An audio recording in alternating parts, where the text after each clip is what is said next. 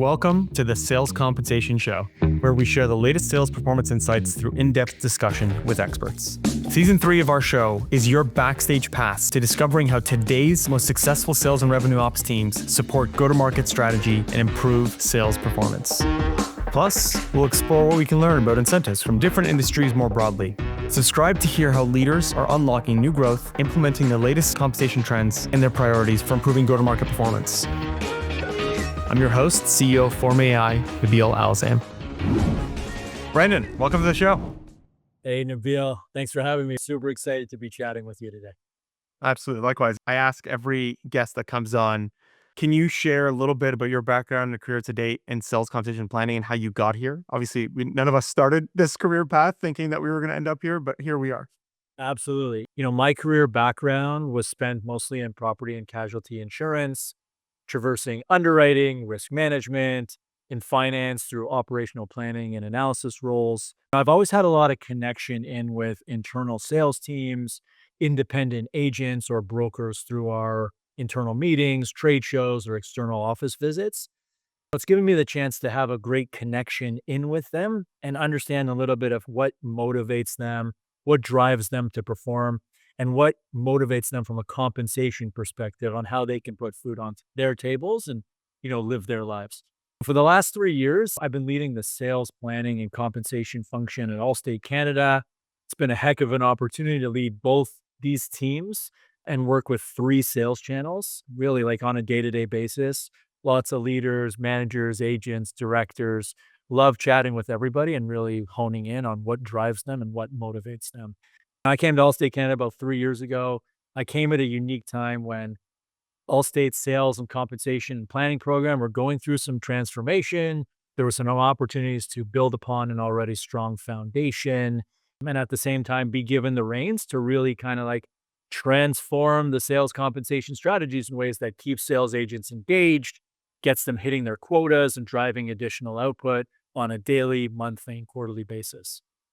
I'm someone who loves numbers. I love operations. I love spending time and connecting in with different people. And why I started here was about enhancing an already strong foundation, but re-enhancing the engagement and the partnership between sales and the finance organization. 100%. And I feel like, yeah, it's thankless, demanding role, but at the same time, you get to have that first, front row seat to, a lot of the strategy and as you said, it kind of the variety of stakeholders that need to come together to execute on this. What's interesting to me is like through your past roles and in our prior discussions and what you're doing today, the combination of sales compensation and sales planning together is a bit unique. And from your experience, having sat in organizations that maybe haven't had that, why do organizations often treat it as separate functions, right? Why do they treat sales planning and compensation as 2 separate things? And where do you see the biggest disconnect? I think companies separate the 2 functions because they want to keep sales planning functions focused on strategy, setting quotas, territory design, driving a certain mix of business or getting revenue goals. And they think about sales compensation as rewarding performance and incentivizing output. I mean, I'm a big proponent of having these 2 levers together. It's something that works best when both of them are together. And Yep. And the whole premise of having to make decisions over here and then having to go back to a team to get input on said decision and go back and forth, like just this connection is just crazy. So, again, from your experience, like what are some of the common challenges that you've seen when sales planning and compensation strategies are not aligned? How does this misalignment actually impact sales teams and the broader business goals? I think when there's misalignment, people are unsure about the targets and the quotas and the output they're supposed to deliver. They're unsure about what they're supposed to drive. They're unsure about the mix of business. They're unsure about their opportunities, moving forward to make a ton of money and to deliver on the company objectives. One of the areas that the company I work at has been focused on lately is we made a shift in how we plan and how we design compensation. We shifted back to sort of a quarterly planning directive from an annual planning basis in order to ensure that our quotas are updated on a continuous basis, that we're driving the right benefits for the field, that we're keeping people hungry through the end of the month, that we're keeping our designs and our plan innovative where it's achievable, but they can also reach towards those goals on a continuous basis. I think the other area too is always around feedback. In order to have a good compensation plan and design, you require a ton of feedback from your agents, your managers, your directors, what's working, what's not working.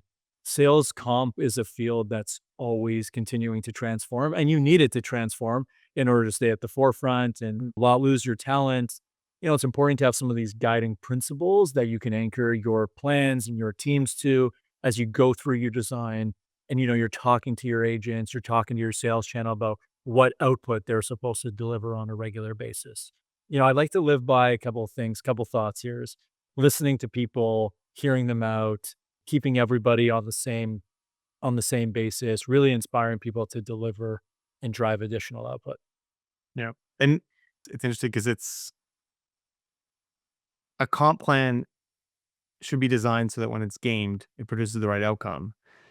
But you always have to be iterating. The point you made on kind of it's constantly a transformative, you need to constantly evolve it is so true because as the business strategies evolve, you need to be able to keep up with it. So this is all, great and amazing if you can do it, but how you do it is actually the difficult part. Like aligning sales targets, quotas, comp plans. It sounds logical, but it can be very tricky. And so I'm curious, what are the key ingredients for making sure that these elements can work together very seamlessly and produce the right outcome? Couple thoughts come to mind right off the top is you need to have great knowledge of the market condition, especially in today's world. Market is changing kind of on a daily basis. You see that in the stock market. One day's up, one day's down. Today is down, tomorrow could be up. You have to set the right plan for your people, right? Is it achievable? Is it going to be achievable for your middle producers, for your top producers in a changing environment? You don't want to set something that just people can't drive towards, that they're frustrated mid-month, that they throw in the towel, they're not willing to perform, they're willing to wait till their quota or their targets get readjusted because they just can't make it. The other thing too is I think you need to make sure that you have the right people on your planning and comp team that understand some of these market conditions and understand how a changing environment and changing dynamics are contributing to people's ability to hit their quotas and hit their targets. In our space, Emil, we have our sales planning and sales compensation align together. You know, we model out different changes, we model out plans, we model out opportunities. And I think that's needed when you're justifying any changes and any comp designs to your C suite. I alluded to this a bit earlier is you need to be well connected to your sales channel and understand who your sales channel is. Who are the reps?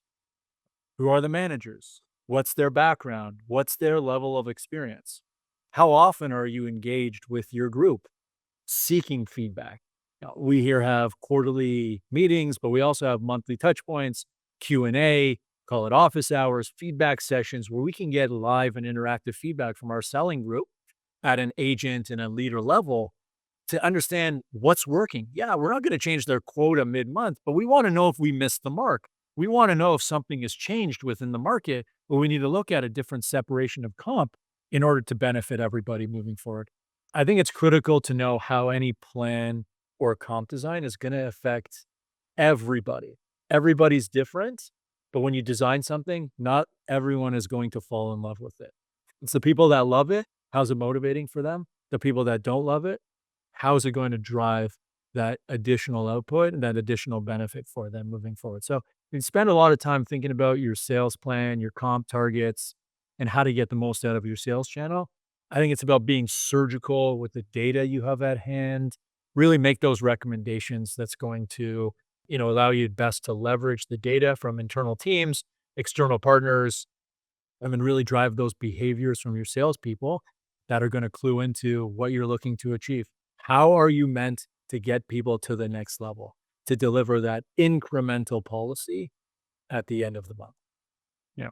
I mean, yeah, your point on being empathetic and understanding the sales organization. I mean, at the end of the day, you're in the business of better motivating them and guiding them and compensating for performance. And the more you understand them, this is common across, guests we've had on the show. And through my experience, those that spend more time and are closer to this organization tend to have easier times rolling out strategy changes and adjustments. That's definitely a common theme. There's this piece on, setting goals and targets, which is such a critical part of any comp plan, right? It's like 80% of the difficulty of a comp plan is setting the right target, understanding what good looks like. So how do you approach striking the balance between using historical performance data and then forward-looking sales goals and the potential or some other kind of data elements that go into that when designing your quotas and comp plans to make sure they are achievable and they're driving the right outcome? So it's great. Another great question from you. I think it's about areas of understanding couple three segments. Like, are you looking to drive more revenue? And if you're looking to drive more revenue, how are you meant to get there? So historical data, here we're looking at a ton of historical performance. We're seasonalizing and unseasonalizing. We're looking at market conditions. Being in the insurance space, we're always looking at our rate opportunities. If we're taking rate and other companies aren't taking rate or vice versa, how does that make us more competitive? Can we expect to deliver more output, right? Drive more production? We're modeling those changes through as we set our plans and targets for the upcoming months and upcoming quarters. We want our agents, we want our sales team to keep delivering to our expectations. But if market conditions allow for you to deliver more, that's great. We want to compensate you for that. We want to put out a plan that's reasonable and hopefully aggressive, but also fair at the same time. I think the other aspects are on what are you looking to achieve when you talk about additional production? Is it from a quota perspective, or are you looking for more cross-selling of business? When we think of one customer in the insurance space, you can have an auto policy and you can have a home policy. We don't want just we want people to come together. We want to bundle that business together. Firstly, you get a discount, but we want to sell you more things. I think every business is looking to sell people more things. And does your comp plan and also your comp design speak to the need to drive additional cross-selling of materials? The other aspect too is around better mix of business. Is one thing to make a sale. There's another thing to make a sale that's a great quality sale. So are you compensating firstly? Are you building it into your plan that you're looking for people to deliver a certain type of sale? And then are you looking for people to deliver a certain type of sale that has great quality, that's going to stay with you for the next 5 to 10 years, that's going to be a repeat customer, that's going to give you some referrals, right? So driving that additional mix of business, are you compensating not only on the output, but also on the quality that's there? Because the quality is going to lead to hopefully a better result, more profitability, and future lifetime value that's going to net you potentially more business, but also retain that customer for years and years to come. Yeah, 100%. I feel like the cost of short-term thinking of what the outcomes look like has a much bigger cost than line. If you factor into your point, a higher quality sale is probably worth way more for the lifetime of that customer within the business. And so you factoring that into the comp design process or even the goal setting, is very critical. So I think it's about giving people it's the right coaching, it's the right opportunity. We want to compensate you for any type of sale you make, Yeah. but we will compensate you more. Like I think any business will. We'll compensate you more for, delivering somebody that's going to be here for the next 10 years. That's delivering somebody that's going to refer you to other customers. And that's, in the insurance space, and maybe not have a claim or maybe have a claim. Someone who's a great customer that we've profiled or identified as a great customer that is going to achieve, your seller's target, which is bringing in new production and retaining that customer, but also from an expense and corporate objective perspective of, hey, this person's not going to have a loss. They're going to be here for a long time. They're a great customer. We want to have them here. They're going to refer us to other great customers. So that's a big aspect on how I think companies should build their designs is more revenue and more cross-selling and trying to drive that additional mix of business for future and current value. Yeah. It's funny because I feel like, again, sales compensation, to your point, being disconnected from sales planning leads to this hyper focus on just comp design for the sake of comp design. But really, you do want to understand when designing a good comp plan, exactly who is that ideal customer. What does it look like? You need to understand all aspects of customer engagement, the customer data to drive at the specific attributes that you want to apply within a comp plan to incrementally compensate for better sales and quality of sales as an example. Just stepping back, you think about this, starts to give you all these different levers to work with for sales competition, right? You might have your base plan, but there's these toggles of I'll pay you more if it looks like this, or you get a quota multiplier if it looks like Y.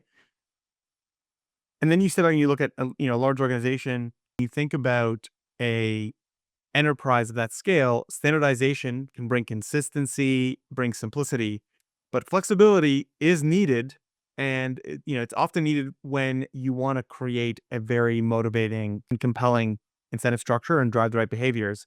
So how do you balance this in the process of comp design?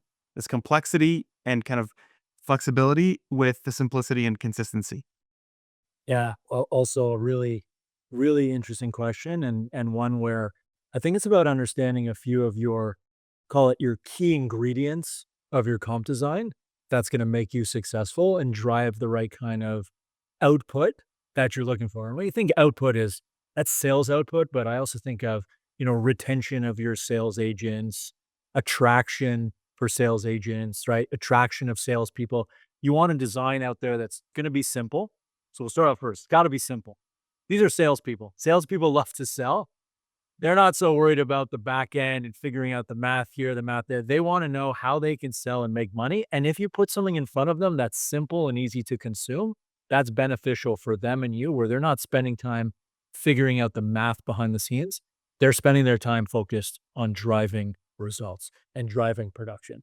I think it's got to be another design aspect. Well, I was gonna say, but that simplicity is at the individual seller level. Absolutely. Yeah. Absolutely. Yeah. You Right. nailed So you could, in theory, have a different symbol for each individual if that was the right business decision, as an example, right? 100%. I would say comp plans in general are not simple, but at the individual level, people need to know that if they sell X, they can get this amount. If they sell Y, they're getting this amount. If they can get their two-time quota multiplier and potentially get paid for some pipeline development, that is at the individual. We want to give that information at simple basis as possible. Also, when you think about from a systems perspective, are there systems out there that people can see what they've sold on a monthly basis? There's dashboards. They can see how much they've sold, how much money they're making. Are there any chargebacks? That kind of background and detail would be beneficial from a seller level to make sure it's simple and easy to consume. I'm thinking about as a sales compensation design. You want something, again, I mentioned that's attractive, compelling, and strategic. Is it going to drive those right kind of behaviors that the company's looking for? Is it motivating for people for success at dollar one or on the last day of the month or on the last quarter? How do they drive that incremental production? Every seller, Nabil, has different behavior and different motivations. I think of a tube of toothpaste. There are those when the tube gets near the end, some will throw it away and they'll start a new one. They'll say, I had a good run. I'm ready to start a new one. It's a new challenge, a new opportunity, and there's nothing wrong with that. And then there are those, and you probably call myself within this group, that would be part of the group that says, there's one drop of toothpaste left. I want to squeeze that tube in order to get out the last drop. I want to drive that last sale. They don't want to leave anything on the table. They want to exhaust all avenues before moving on to the next two. Think of that from a selling perspective. It's pushing for that next sale before the end of the month to get that multiplier, to get that mix of business contribution, to get to that next commission level, to get perhaps if there's a spiff underway or there's rewards and recognition.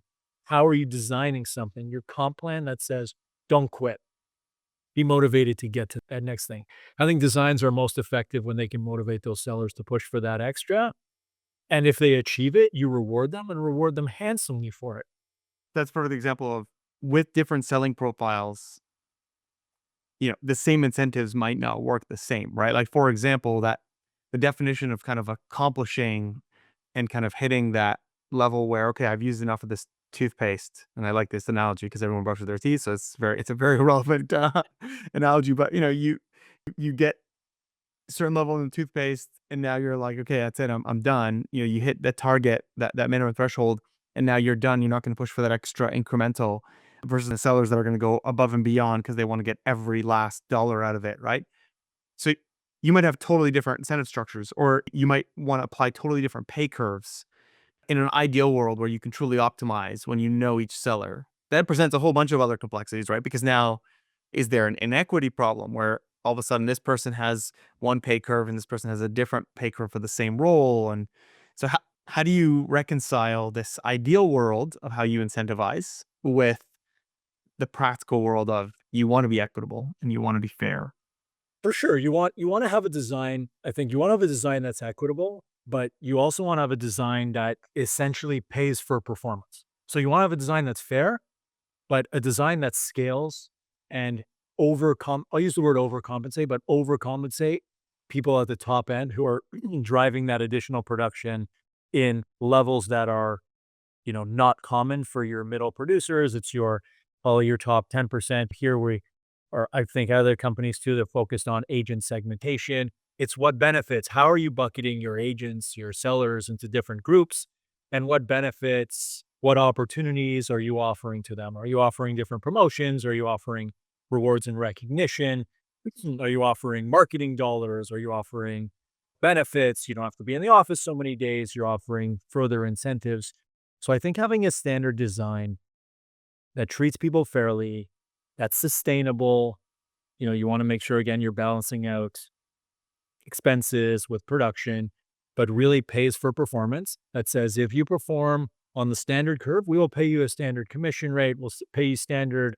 You can do quite well. You can make 6 figures, 7 figures, 8 figures with a few decimals in there. I don't think we're talking 8 figures. But someone who's comfortable producing at the middle producing level, your design fits for them. At the top end, it's what are the accelerators that are there? Are the people who are producing at your top end, are they making 2 times the commission rate that the middle producing or people that are performing at plan are making? Are they getting the additional squeeze? Are they squeezing for that extra drop of toothpaste like we mentioned? What additional benefits can you put as part of your design that's going to speak to them? And the last aspect is it financially viable to provide those kind of incentives for the people at the high end versus the people in the middle producing level? And I think that's a balance again. That's the balance between sales and finance, which is comp design, but understanding business and expense management objectives, right? That's the real sweet spot of a good comp design. Yeah. So just to kind of go back, the original question around the balancing of simplicity versus in complexity. Just to kind of summarize, I think at the seller level, you want simplicity. But the back end and the configuration, that complexity should never be a bottleneck in delivering the right results and the comp plans that are motivating. And I think, I certainly agree. I think there's this concept of truly understanding the types of sellers that you have and how you're motivating them or creating incentive structures that motivate as many as possible to squeeze out as much of that toothpaste as possible, just to go back to that analogy.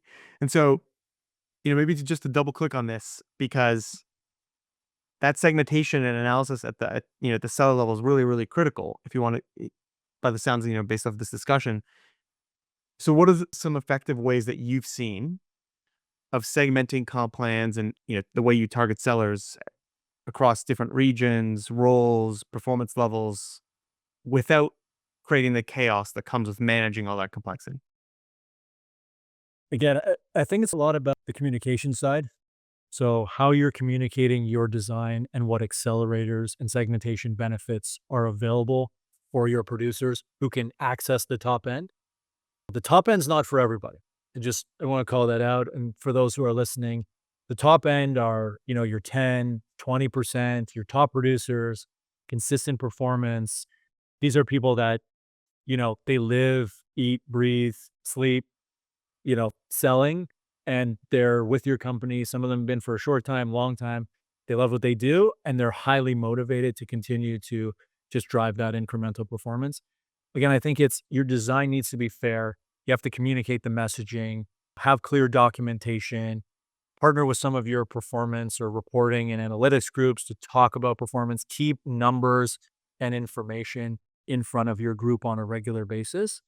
And I just want to go back to and mention is one of the things to Nabil that when you think about differentiation or balanced approach in comp design, when you think about comp design versus comp plan, having a balanced design on comp plan is there are companies or organizations out there that set their plans on an annual basis. And there are those companies that set it on a quarterly basis or monthly basis. And I think setting your plan on a quarterly basis keeps you at the forefront of not setting just a standard design, but allows you to be innovative and drive incremental benefit or adjust or lower your plan as you need to. And I think having some of those key themes or objectives with designing a standard, but also an incremental plan for your hire group, like what are you trying to drive in the quarter or the month? Are you trying to drive growth, profitable growth, or just growth? You're trying to drive more retention? Are you building accelerators around some of those key metrics? Are you trying to drive employee engagement and retention? So is there a retention bonus? Are you delaying some of your payouts in order to keep people here longer? Are you trying to drive more engagement in the sales channel? And if so, how are you doing that? Do you have spiffs? Do you have your monthly calls? Do you have additional reporting? Do you have pipeline promos at a field level where those who expand their pipelines can get, a lunch or a couple of gift cards? Are you communicating or identifying new and different KPIs that you can build your plans and designs on moving forward around differentiation? Standard, but differentiation. Are you quartiling your sales channel? Who fits into what bucket? Why? And what are the benefits of each of the different buckets? And, at Allstate Canada, we have different buckets. We have different performers. We have our middle group. We have our top group. They are incentivized and they're compensated differently. Everybody has access to those compensation structures, but those who are able to achieve the higher avenues, are able to get that higher compensation and some of the benefits around it. So Yeah, I think I being agree. mindful. Yeah, and if you and it, I mean, by going to a faster cadence, you're naturally forcing yourself to operate this machine with change in mind and agility in mind, and I think that has all kinds of benefits. Even if you don't change the comp plan structure quarter over quarter, just by forcing yourself to go through the motions, you're naturally going to get to a better outcome. Okay, so you've optimized your comp plans. You've kind of created these incentives that really drive and motivate the right behaviors. You want to create it so it's simple to understand, but you still need to roll it out to the field. So, and I find to me, rolling out a new comp plan can be one of the biggest challenges. And if not done right, can have some, very negative consequences and disruption. So, what are some of the best practices that you follow to ensure a smooth implementation and rollout of new comp plans? When you roll out a new comp plan to the field, it is months and months and months of work, and you're presenting it possibly on an hour, 2-hour presentation with follow-up documentation, but like that's your time to shine. I know a couple of years ago, Allstate Canada, we rolled out a new design. It was motivating, it got people excited. It's been great. And people were really pleased by the great opportunities, those accelerators, people in the middle, like just a design that really spoke to the masses and allowed them to really create and develop new ways of producing and get to that next level. I think from a communication design, it's first be in touch with your communications team and not at the end. There are months and months and months of work around talk track development. How do you have those tough conversations with some of your agents or sellers who may not be as motivated by the new comp design or may feel that they're getting something taken away from them? How do you put and have the positive spin around here's how you can benefit by this new design? Here's how changing perhaps some of your behavior or driving the following output is going to get you there. I think having, talk about monthly office hours or Q&A sessions up to your gathering your design feedback. I know in particular, I have quarterly, monthly, and annual feedback forums where we're looking to get direct feedback from our sales channel around what our design should look like. We take their feedback and always have to manage it out with some of the expense benefits and reality because can't pay agents and whatnot as much as they want to just, we have to run a business here at the end of the day. But I think the communication side, so again, it's building your foundation around the feedback, having communications engaged early, as well as your partners around the business, your legal group, your HR comp, your HR BP group, people on the front lines, your sales leadership. Does everybody understand what you're looking to get through? Your presentation should be really crisp. You should have documentation after the fact, which talks about the key themes, key guidelines of the new compensation design, how people can win, how people can benefit. Here are the great opportunities, perhaps even some sales examples around dollars, output, benefits of the new design. Yeah, 100%. And you said this earlier, and I 100% agree with it. The sales comp can be one of the noisiest parts, and during rollout, it could be very, very noisy if done improperly. And so, yeah, you just need to give that clarity on, with this new design, this is what it's going to take to win. And the thing you have to remember is like from the psychology of it, we humans are wired to loss aversion is a massive thing. It drives us. And so if you feel like something's being taken away, it just takes so much more to get everyone on board with what they stand to gain. And a good comp plan is always going to give more if you do the right things. You just have to kind of provide that clarity. So I 100% agree with everything you said. And, I think that connection with the sales organization and, all the other stakeholders, I mean, that's something we said earlier, but feedback loops are absolutely critical. And how you gather that data and act on it, feedback from the sales team and even other stakeholders in the organization is critical. So how do you do that to both collect the feedback and then refine and improve comp plans over time? Yeah, I think feedback loops are really critical for success. Like they if you don't have them in your organization today or opportunities to get direct feedback, that's a must have in order to, for both a sales and a comp perspective, you need that feedback. I think feedback channels, I would tell you, all of our sales agents and sales leaders know where to get a hold of me. I have an open door policy. I'm happy to have a conversation. May not be able to action everything that you do, but you have to be open. You have to be honest. You have to be transparent. You have to be available. You have to build trust up and down the sales channel. And that includes all reps and leaders. And it's about getting people involved and understanding, like, here's why our compensation design is great. Here are opportunities for you to really win and stay and want to be a part of our organization because we think we have a great compensation offering out there for you to be successful. I think one of the areas too, Nabil, is thinking about, rolling out a new comp design. It's all about framing your messaging. Like, it's not about you're making these changes not to save money. You're not making these changes not to ruin anybody's lives or take money away from them. You're making these changes in order to benefit, again, you're looking to drive a different mix of business or drive more production. You're looking to improve the company's profitability.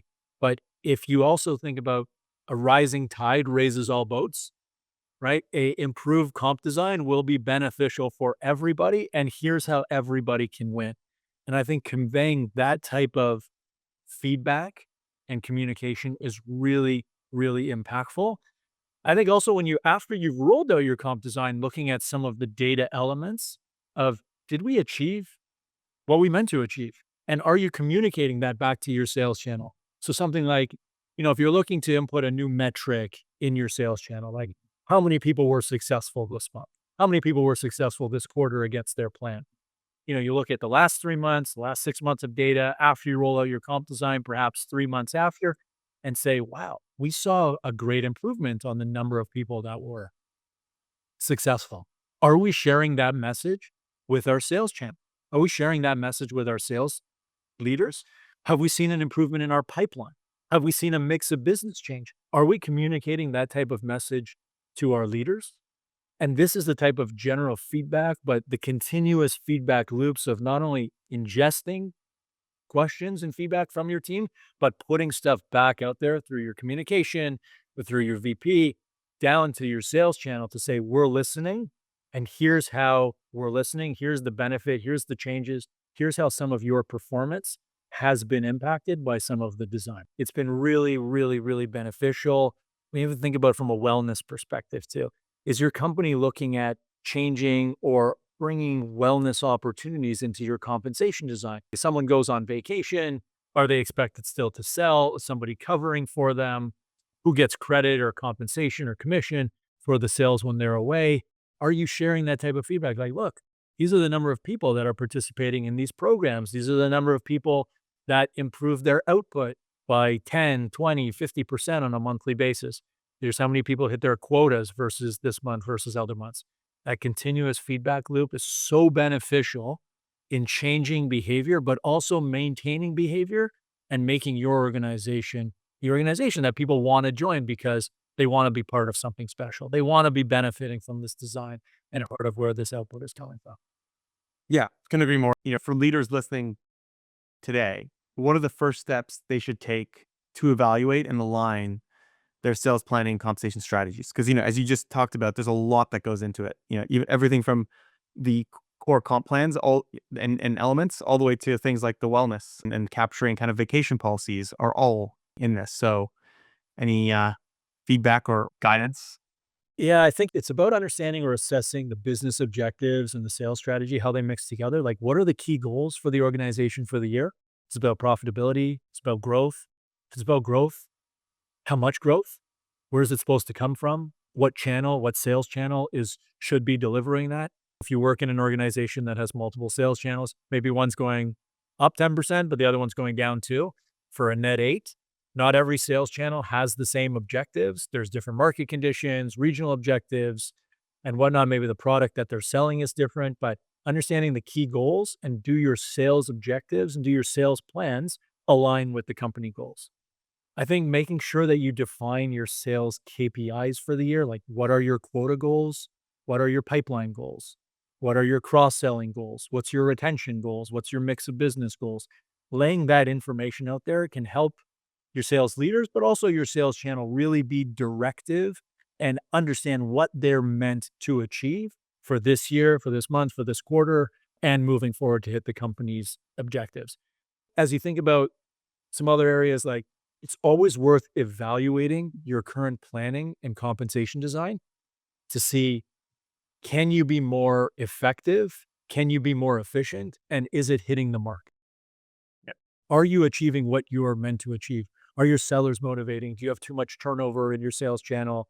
We talked a bit about before. Do you have your high-end group? Has your high-end group stayed the same?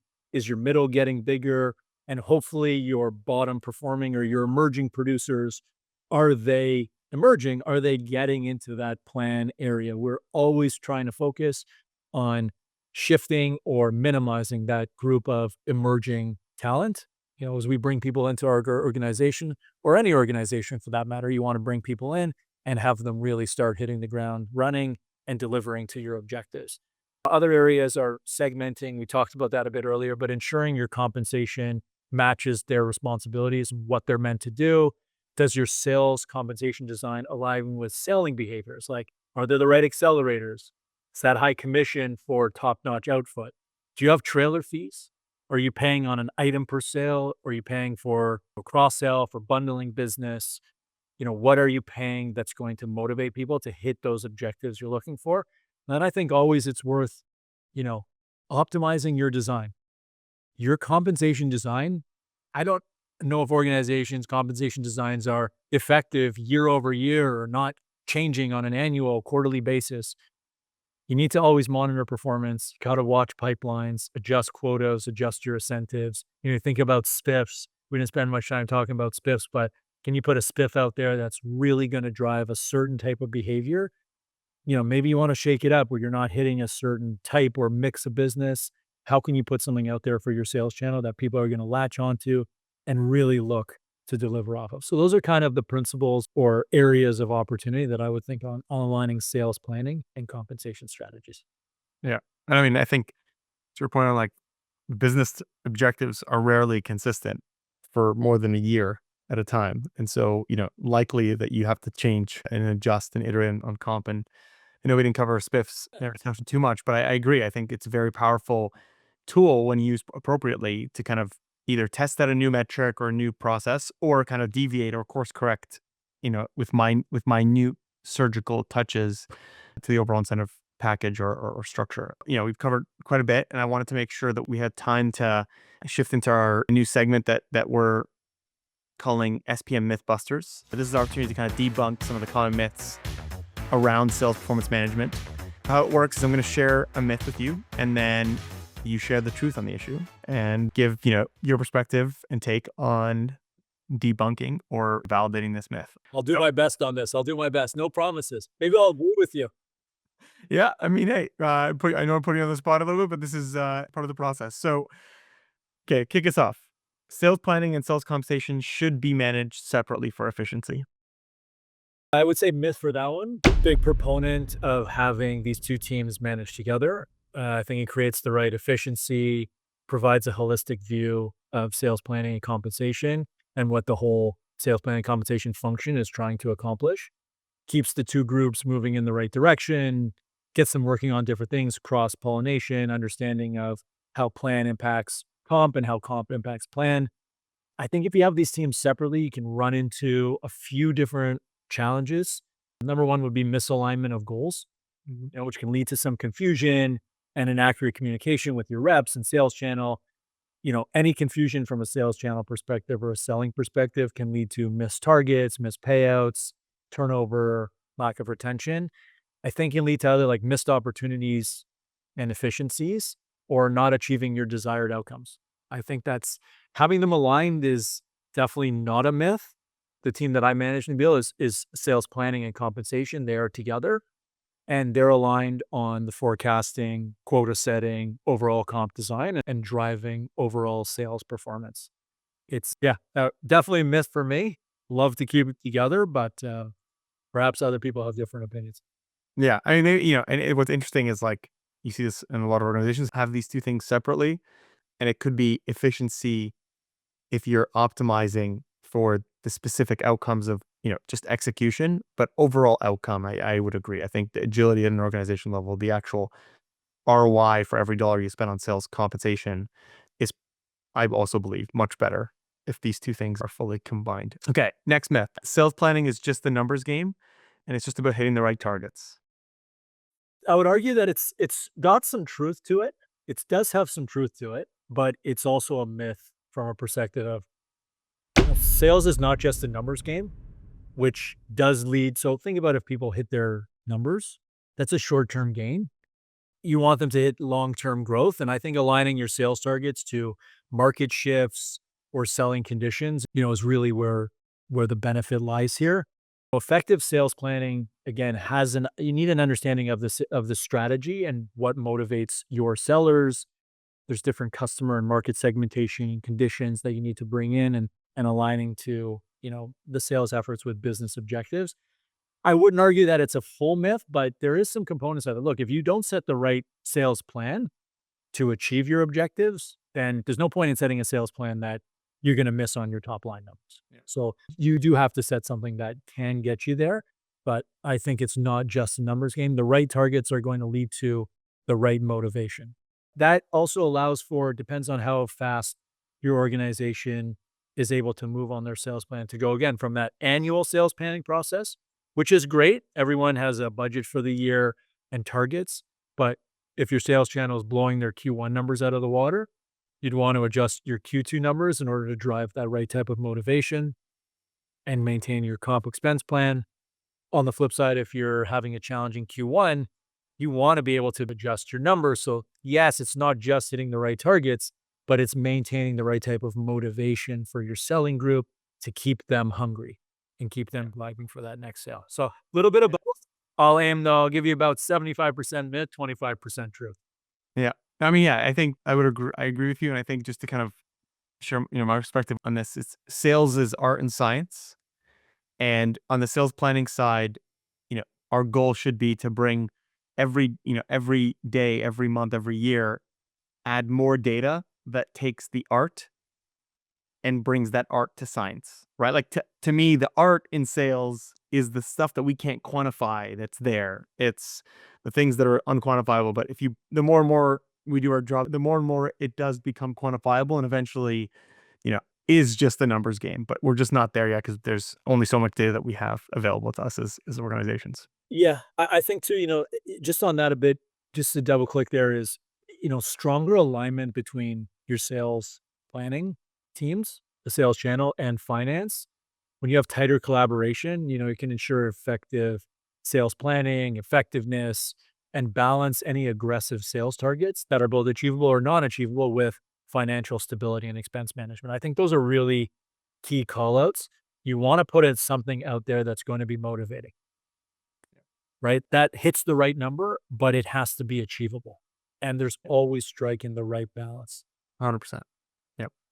Okay, final one, and you touched on this a little bit, so I'm interested to get your take here. But once a sales comp plan is rolled out, it shouldn't change. Once a sales comp plan is rolled out, it shouldn't change. We don't change our comp design mid-cycle. When you put out a plan or it's middle of the quarter, we're not changing our comp design. If we needed to tweak it at the end of the year or at the end of the quarter for need be, that's where your opportunity would lie. But that's when you're able to have changes rooted in feedback. And if you had a group of your top producers that became not your top producers anymore. So let's say instead of 10%, you now had 2% of your sales channel was top producer because your targets or design wasn't motivating enough and they couldn't get there. Perhaps you're changing your level of achievement in order to adjust your commission structure at the end of your cycle. Definitely not mid-cycle, which would contribute to probably a change. And that becomes a non-simple design. And you're asking your sales leaders and agents to change their performance mid-cycle. But I think that also would add a ton of confusion for your expense management process and being able to track your KPIs and data to understand how your channel really Yeah. performs. Yeah. I mean, again, with all these myths, right? I think the premise is it rarely is 100% true, right? For some organizations, it's going to make sense to have, you know, comp design and planning separately because of a rare circumstance. But generally, it should be better together. I think the same thing here. I agree with you. When you're rolling out mid-cycle has a big cost, right? There's a cost of communication, expense management, complexity of doing the execution of that. But if something drastic is happening, like we overset targets and now you have to course correct in order to maintain viability for the plan for the sellers, I mean, you have to at some point maybe take the cost. But just to wrap up here, to me, this is all about, sharing back and having the entire profession grow. So these closing questions I always ask because it's interesting to get a sense of how you've learned and who you'd like to learn from. And so in the sales comp, world or, broadly to support you in sales compensation, sales planning, who would you most like to take out to lunch and what would you want to talk to them about? Mm. Maybe not somebody in the sales comp space. I mean, there's a couple of, some of the past folks that, Forum has had on some of their podcasts or their webinars. They'd be definitely interesting people to, grab a bite with and want to pick their brains about comp design. So big shout out to all the people who have been on in the past and some of the webinars that your company hosts. They're very informative. I think though, maybe somebody from a business perspective, I don't know how you could go wrong with someone like Warren Buffett. That if I could spend an hour with him, just picking his brain, understanding his thought process around business, asking questions to him about our sales plan and comp design, areas of opportunity, areas of that he would focus on, and the why. I think for me, it's all about the why. He's an investor in pipelines and stuff that's safer assets than in Bitcoin or other, high risk. Why? He's looking for steady growth. He's looking for consistent returns. So I want to definitely ask some questions like, how do we get some consistent returns out of our sales channel? What should I be targeting that we're not targeting? Where are areas of opportunity? What's some new opportunities to motivate people to drive for, I talked about that tube of toothpaste, to drive for that extra policy at the end of the month. So definitely somebody who would be pretty unique, probably be a pretty expensive lunch if I'd have Hey, to. you kind of actually got that life for sure, probably. Yeah, for sure, right? I think you can bid on a lunch with him. I think it's through the Berkshire Hathaway Foundation or charity. Yeah. yeah, foundation or charity, somebody. I have I've read that one time. But, anyways, yeah, that would be a hell of an opportunity. I'd even travel to, Oh, I dropped Lenny for travel that, to but yeah, 100%. Yeah. I feel like validation things, the world. yeah. Obviously, Charlie Munger's famous quote, show me the incentives and I'll show you the outcome. I mean, it rings true to the world of sales comp. So yeah, I for sure would be in agreement on the value, immense value you can get from that for sure. Okay. Second question. What's a sales management book that the audience, should check out right now and why? Yeah, maybe similar to the first question. I wouldn't say necessarily a sales management book. I was at a conference, at the end of last year and had a chance to listen to this gentleman named Ryan Leake give a session on personal and professional development. It was a session where I was on the edge of my seat, some laughing. It was funny. It was interesting. You didn't know where he was going to go next. He raised his voice sometimes and he was calm. The book's called Leveling Up, and it says the book is structured around 12 key questions designed to provoke thought and inspire growth in various aspects of your life. It's more of a professional and personal development. And, it was really an engaging conversation. Thought a lot about self improvement afterwards. Gets you reflecting on some of your current practices and how your understanding of your strengths, your weaknesses are important for your personal development. He's got a bunch of videos, I think, on YouTube or on other channels. And I'd encourage you either to grab the book or to watch some of his videos.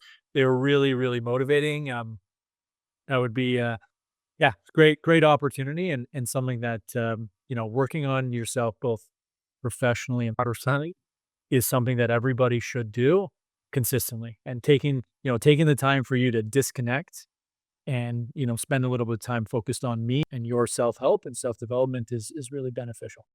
Yep, 100%. I mean, I feel like it's a tough role. You're working with stakeholders across the entire organization. You have to be at your best in order to scale. And so, yeah, great recommendation. I look forward to reading it. I think just want to restate, thank you again for joining the show and what a wonderful conversation we've had. I think to the audience listening and everyone, we all get better as a profession and kind of scale this up by sharing our experiences and giving back to the community. So I really appreciate you coming on the show today and really enjoyed the discussion. Yeah, thanks. Thanks so much for having me, Nabil. It was really exciting conversation, fun, interesting way of looking at different things. Good questions, some myth busters, some myth truths to that as well. But thanks again and look forward to doing it again with you one day. The Sales Competition Show is brought to you by Forma AI, the sales performance management platform that fully integrates sales planning with rapid, scalable incentive compensation management.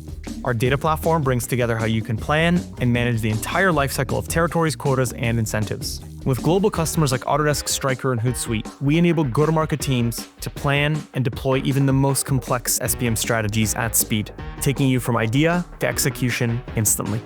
To learn more about Forma AI, visit our website at forma.ai. Hit the subscribe button and find more episodes of the show on Apple Podcasts, Spotify, and YouTube. Thanks for tuning in.